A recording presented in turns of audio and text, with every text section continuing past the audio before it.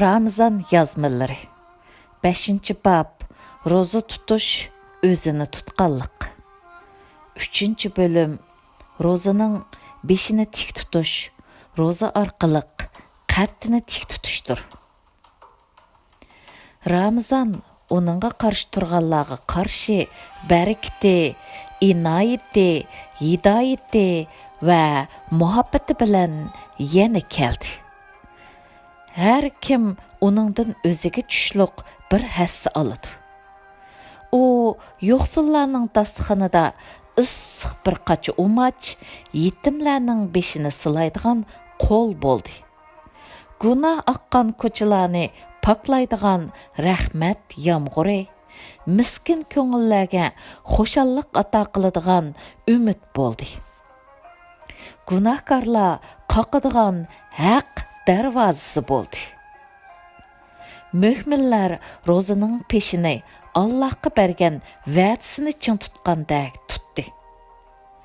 Aqabada sahobalar bay'at qilish uchun suyumlik payg'ambarning qo'lini tutgandek ching tutdi.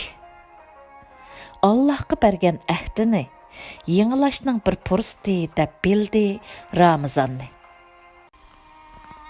Ramazan fursatini g'animatlarning eng putmas tugimisi deb bildi. Ro'zani faqat oshqozonlarga tutqizmadi. Ko'zlari, quloqlari, qo'llari, oyoqlari, tillari, eg'izlari, ko'ngillari, aqllari ro'za tutdi. Hazrati payg'ambar mundaq degan edi. Ro'zada shaytonlarga kishan silinadi. Ramazanda shaytonlarning qandoq bog'landiganligini ko'rdi. Ko'rinadigan va ko'rinmaydigan shaytonlarning shaxsiy, kollektiv va ommaviy shaytonlarning.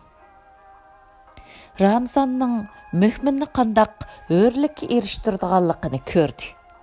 Ro'za bilan sinalgan irodaning bu imtihondan yuzi oq holda chiqqanda uning akkili bo'lmaydigan po'latdek tavlangan irodaga aylanadiganligini bilib yetdi.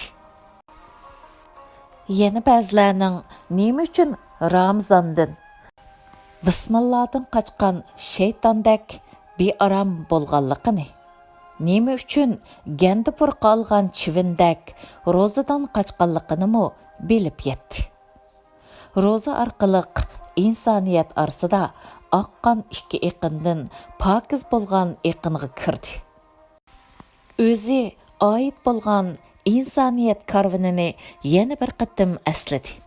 İnsoniyatning o'zgarmas qimmatlarga mansub bo'lishning, tarix insoniyat bilan teng tush bo'lishning faxriga ega bo'ldi. Shundoq emasmi? Qur'on Ramazon ro'zasi egillari ummatlarga farz qilingandak sizlarga farz qilindi deydi emasmi?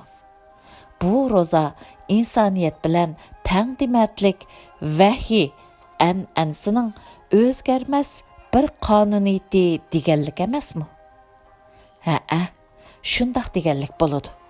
Shunga ro'zador har mo'min tunji insondan bugungacha o'tgan insoniyat karvoniga qo'shilgan bir yo'lovchi albatta.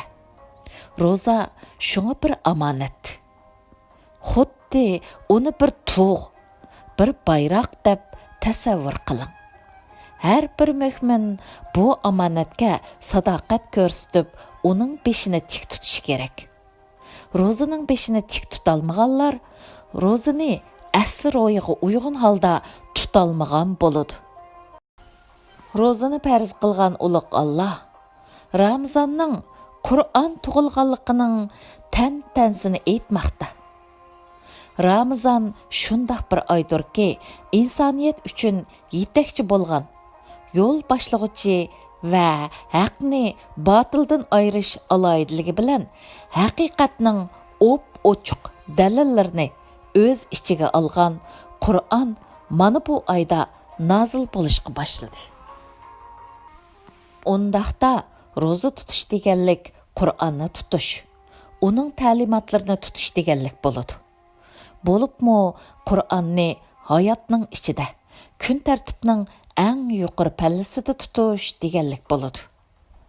Qur'on ko'rsatgan turmush usulini tutmasdan ro'zaning beshini qandoqmi ching tutqilib bo'lsin? U shunda Qur'onki, Ramazon u nazil bo'lganlik uchun muborak bo'lgan.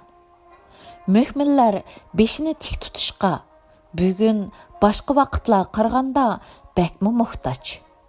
Chunki ba'zilar ularni bo'yni pukilgan, qatti egilgan holda ko'rishni bakmi xohlaydi.